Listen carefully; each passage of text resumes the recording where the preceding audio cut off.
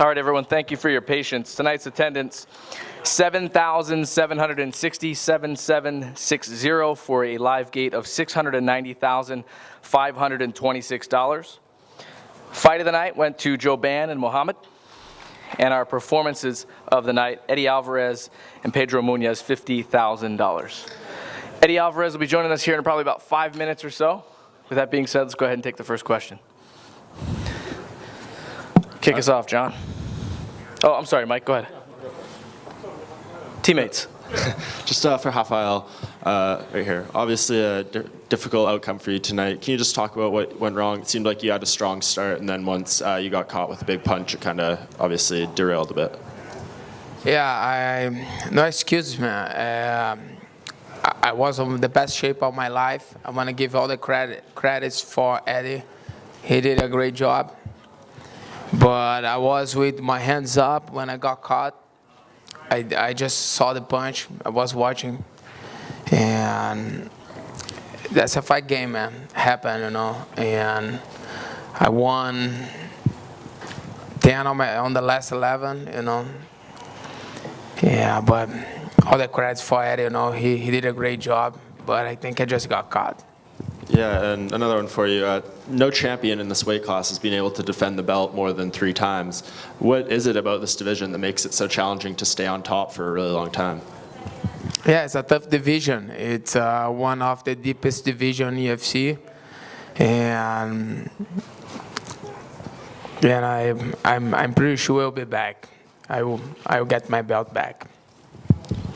For Joe, very quick fight tonight. It looked unbelievable. How important was this victory for you just after what happened in the last one, your first UFC loss, to rebound with such a strong performance? And just how did you see the fight going that quickly when you were preparing for it? Yeah, it was huge for me. I needed a bounce back after the last fight. You know, the timeout definitely done me good. I didn't see the fight going that quick at all, but I was just glad to get the win. And finally for Derek, you seem very disappointed in the cage with your performance. Afterwards, you said you want an immediate rematch with Roy. Now that you've had a little bit of time to digest it, do you feel any differently, or are you still, feeling low about how you performed out there? No, I still want a rematch. I promised my fans a finish, and I never won by decision, so I didn't expect to win here tonight. But it is what it is. But I would like a rematch real soon.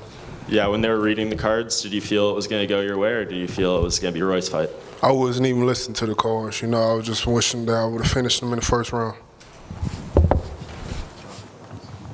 Derek, as the fight was unfolding, it was obvious the difference in strategies. You were looking to strike, he was looking to clinch and put you up against the cage. How did you feel your performance was unfolding as it went? Because your takedown defense was there early on, you were able to stay up. So, were there positives, or did you feel it was negative from the beginning? I felt like it was negative. I believe I was too conservative with my energy. So, I couldn't finish him in the first, and so I thought for sure I was going to finish him in the third. And I know you weren't listening to the cards, but how about your head? What did you think? It basically all came down to that third round, how you saw the third round, whether your strikes at the end were worth more than his takedowns. What did you think? Did you feel confident as you stepped in there? Never in my wildest dreams I ever thought I was going to win by decision. So I guess it was a blessing. Question for Rafael dos Anjos. Rafael, there was a moment in that round where Eddie Alvarez, you had been rocked, but Eddie Alvarez threw that flying knee, and it looked like maybe gave you a chance to recover your position. Were you still out of sorts at that point, or did you feel that there might be a moment to turn the fight around? Yeah, I just remember the moment that I got caught, and I think I ended up on top. But then I remember when I was standing, and it was about like 30 seconds left or something, and the referee stopped the fight. Question for Derek Lewis. Derek, a win like this over a top-notch opponent like Roy Nelson could possibly propel you into the top 10 of the heavyweight division. A lot of guys in your position would be calling out a top 10 opponent rather than calling for that rematch with Roy Nelson. Obviously, getting that finish rather than the decision is very important to you. Is that just pertaining to this fight, or is that just a quality with you that you feel like this would just kind of continue to eat at you if you didn't have a chance to finish Roy next time? Yeah, it's for sure going to eat at me. You know, my whole camp, we practice on finishing this guy. You know, we believe we could do it. I know damn sure I believe I could do it, and to not come out with the finish in the first round, like I knew I was going to, like I knew I was going to, but I didn't, and it hurts a little bit. Thanks. Yeah, I've got a question. Rafael, you said just a moment ago, you said, I know I'll be back. Then you said, I think I'll be back. Do you mean at 155 pounds? Do you think, is this the point where you're going to maybe move up, as you had spoken about going to welterweight? I will be back on the lightweight division. I think it's my division. I'm 31 years old. I still have a lot to do, you know, a lot to improve. And I was speaking, you know, with my coaches after fight, trying to figure out what I did wrong. But, you know, when I got caught, my hand was up. You know, I had a good form at that time. Just happened, you know. Unfortunately, happened with me today. But let's move on. Congratulations for Ed. He seemed much bigger than you tonight. I mean, did he feel more powerful? Was he bigger than you expected him to be? No, I didn't feel he that strong. But I think the problem, most of the guy on my division look bigger than me. I think because I got a heavy bones, maybe my head's too big. It's kind of heavy, and I have heavy bones. But I didn't feel like strength-wise difference with Eddie tonight. And I should ask, people are talking about the fact that there are now no longer any Brazilian champions. Perhaps Claudia can change that tomorrow. But is that something that you've internalized? Yeah, I was the only one left, but I think Brazil, was everything where everything started. You know, a lot of fighters, you know, come from Brazil, and we've been doing this for long years. New champions will become. For sure, I believe new champions will come. New champions will come. Great. And lastly, for you, the Beast, I'm sorry if somebody asked you this, I can't remember. Did you feel very confident when the scorecards were being read? Because I feel like, I personally thought they were going to give it to Roy, and it was a very close fight, obviously. Did you feel confident that they were going to give it to you? You know, we in Vegas, his hometown, you know, so I believe he landed like 7 takedowns on me, but he didn't do any damage. And so I believe I got like 50-something significant strikes. I thought for sure that I was going to win, but still, I was still bummed that it was by decision. You know, I don't like going to decision at all, for real. Great. Well, congratulations. Appreciate it. Question for Eddie Alvarez to your right. There you go. Congratulations, of course, on the victory. You said before the fight you love being the underdog. You relish that role. But obviously you made a pretty big statement tonight. I mean, could you envision the fight going any better than it did? No. Mark Henry's the brains behind our whole operation. I owe everything to Mark Henry. He's gotten me. He improved so much since I've been with back home in Philadelphia.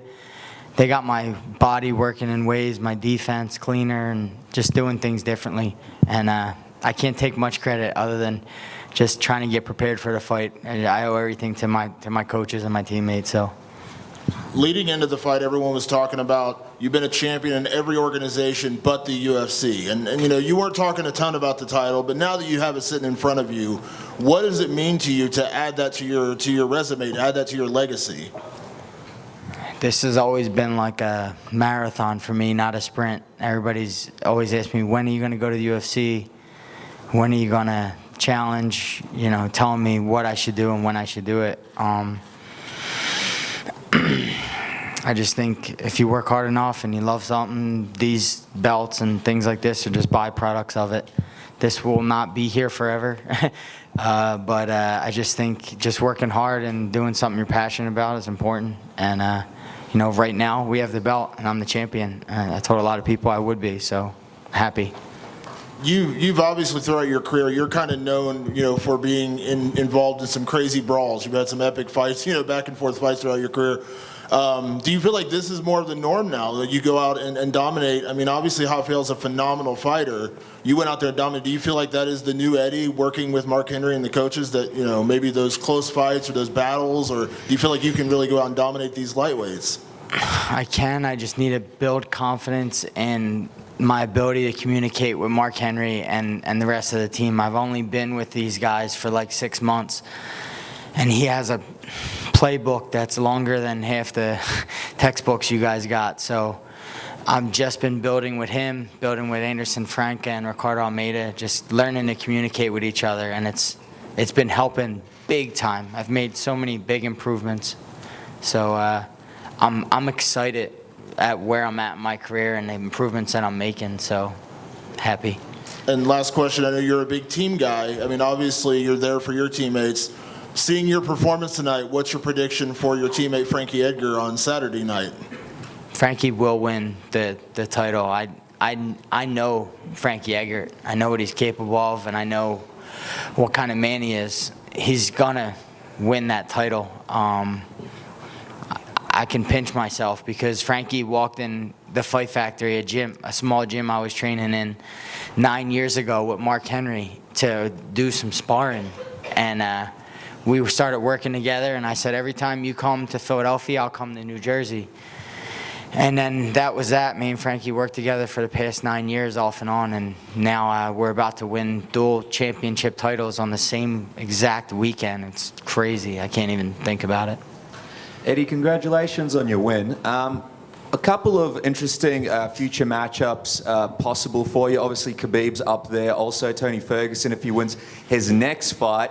And Twitter's been blowing up. A lot of people want to see a Conor McGregor-Eddie Alvarez fight happen as well. I mean, it's very, very soon. I know you're just sort of relishing the title, but if you had to choose what's next for Eddie Alvarez, what would you go with? For me, I think by far the best lightweight in this division is Rafael dos Anjos. I had the better night tonight, for sure, but this can go either way. There's great competitors, and there's a real small margin for error. And if you mess up once, it could have been me on the other end of that punch. So this guy to the right of me is the best in the division. So to be able to come out with a win over him, and before him was Pettis, and before him was Gilbert. These are the best guys in the division. I'm not taking on top 15 top. So I would ask Dana White, please, to give me an easier fight like Conor McGregor. I deserve that. I've been fighting the best guys, so I would like a gimme fight. So Conor, I'm more than welcome that. Well, speaking of the Conor McGregor matchup, obviously you have a very, very exciting style. How would you see a fight between you two playing out, considering his skill set as well?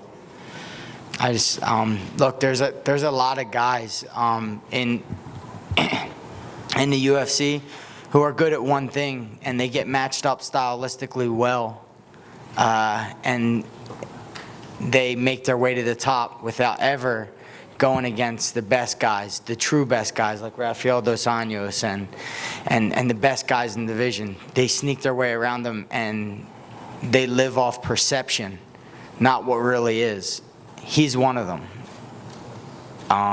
So I think he can get found out if he was ever to fight Rafael dos Anjos or fight myself. He'll get found out very quickly. Last question is for Rafael. Over here, Rafael. If Khabib doesn't get the next title shot, would that be a matchup you'd be looking to take? I think the only I won my last 11 fights. I won 10, and I really like the rematch. You know, it's something that I'm looking for. And Khabib hasn't fought for 2.5 years, it's hard to, to speak about the guy that hasn't fought for a while. I've been active, and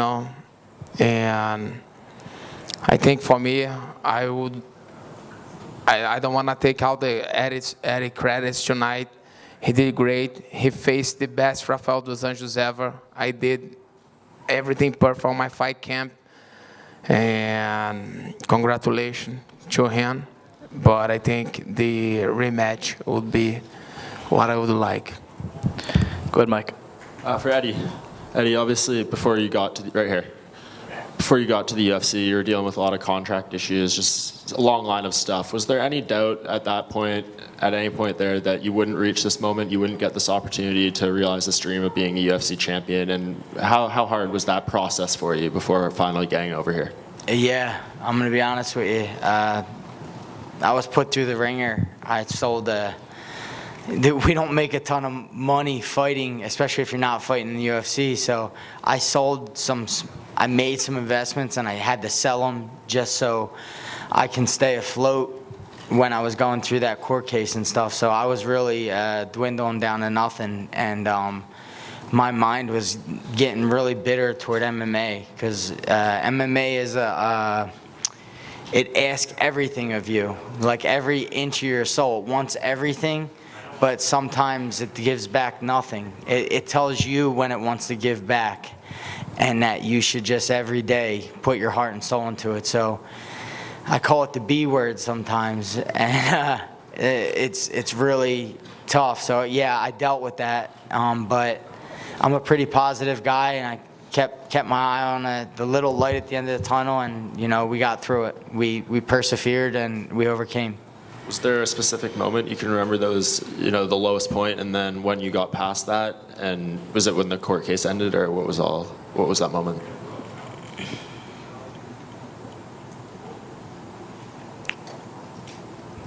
I think it was when we sat down. We had to settle with Bellator.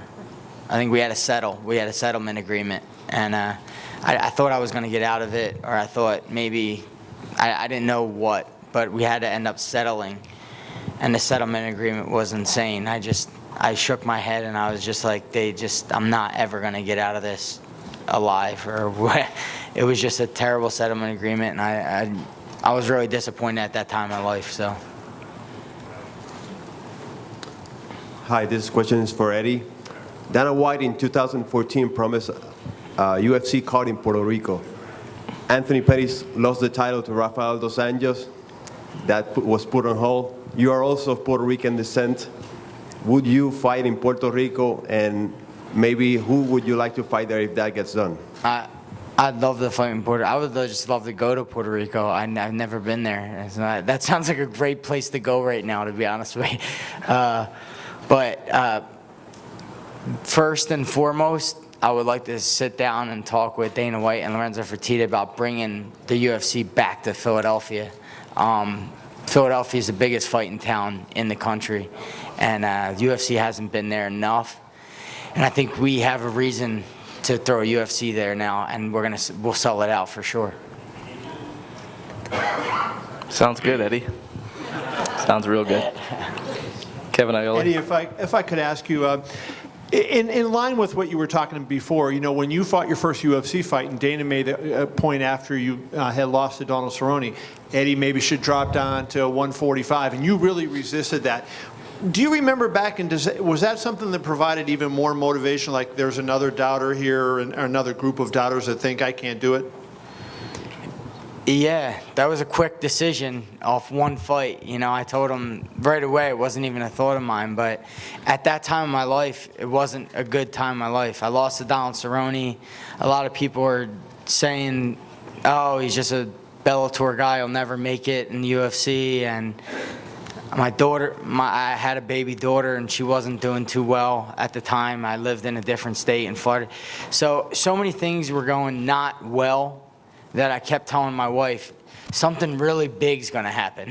Like something's gotta go really good for us, because this is really bad right now. I had a really trouble time just focusing and pay attention to my wife and kids after I lost to Donald Cerrone. just enjoying life was really tough for me. So I had to overcome that and not be a sore loser about it and step up again and fight another guy. And I wonder, just to get into your head a little bit, I mean, every time I've ever talked to you, you talk about your family. You mention your wife, you mention your family. And when you were going through those tough times, did you ever think, hey, you know what, maybe I will walk away from this because I don't want to put my family through it and get a job and do the regular thing instead of, going through the struggle and being out of money and not knowing where the next paycheck's coming from? No. I'm stuck in this, man. I'm not good at anything else, I'm going to be honest. Fighting pays the most. I'm not as good at anything else. And I have 4 children and a wife, and we like to travel and do things and live a good life, and fighting does that for us. So I'm passionate about this. I love it. When I first started it, I paid the promoter maybe $250 so I can fight. So there was no money in this. This was never a career goal for me, ever. This was a hobby that turned into a career. You referenced Frankie Edgar and your coaches and everything. Were you close with Bernard Hopkins too? Don't I remember that you and Bernard were close? And did he text you or wish you luck at all? Me and Bernard shared gyms in Philadelphia. I went to Joe Hand's boxing gym, and so did Bernard. Bernard works out sort of on his own. He got his own little entourage. I don't like to step on his toes, or he likes his space. So we shared a gym. We spoke briefly here and there, but just as acquaintances. Hopefully that can change. Maybe we can talk a little bit. I look up to Bernard. And lastly, I just want to ask you about the ending sequence. It seemed like it was you were aggressive and throwing a lot of punches. Was it the right hand that you felt that you caught Rafael with that was kind of got him on Queer Street and got the fight going your way? You have to say it like that. I think it was we call it the anaconda. It's a long right hook. It was called the brains. Mark Henry called it. Like I said, he calls it, I respond, and then it lands, and we were able to land it. So yeah, I think it was the right. All I remember is Rafael was hurt, and I think we had the same number of fights. This guy's a champion through and through, and you can't allow a guy like that to overcome that situation, because he's going to come back twice as hard at me in the second round. So I just remember just saying, step on the gas and don't let this get out of the first, because if it does, I could be dealing with a long night in Dos Anjos. We'll take one final question. Rafael? Hello. Would you mind, guys, if I ask Rafael in Portuguese? Go ahead. Rafael, você recebeu muitos socos por mais de 1 minuto ali no final da luta. Como é que você fez para lidar com isso? Como é que você se lembra desse momento? Você acha que você conseguiria seguir lutando? E você acha que, de repente, o juiz interrompeu de uma forma mais cedo do que deveria? Não, cara, eu acho que o juiz fez certo ali, parou a luta. Eu não estava completamente desmaiado, estava vendo as coisas, mas não vou mentir, eu estava meio grogue. Mas não vou reclamar do juiz, não. Eu acho que o Ed Álvares fez um bom trabalho. Ele ganhou do Rafael na melhor forma. Estava numa forma física muito boa, mas a luta é isso. Eu tomei um soco. Minha mão, eu estava com a guarda em pé, eu tomei um soco ali por cima da guarda. E, como ele disse agora, ele aproveitou o momento que, se ele deixasse eu sair dali, ia complicar para ele no segundo round. Mas ele, com a experiência, ele foi ali e conseguiu fazer que o juiz parasse a luta. Foi isso. Certo. Eu te pedi só, por favor, para você mandar um recado em português para os seus fãs do Brasil. Que, obviamente, agora o Brasil está sem um cinturão, mas independentemente disso, um recado após a sua luta, desse momento, que se abordasse também o momento do MMA no Brasil. É isso aí, galera. Obrigado pela torcida de todos. E luta é isso. Um dia a gente ganha, um dia a gente perde, mas eu tenho certeza que eu vou voltar mais forte ainda. Tô novo, tem muita coisa para melhorar ainda, e conto com a torcida de todos aí. All right, guys, before we wrap, we have one more press conference tonight, and just if you guys could hang in there. I'm just playing with you guys. I just wanted to say, on behalf of the entire UFC staff to the media, it's been one of the most unpredictable 48-hour stretches that we've probably ever seen in our sport. Thank you for hanging in there with us. Many of you practically slept over last night. And also, hats off to the UFC Fight Pass crew and this great card. What a night. What a 48 hours. Let's do it again tomorrow.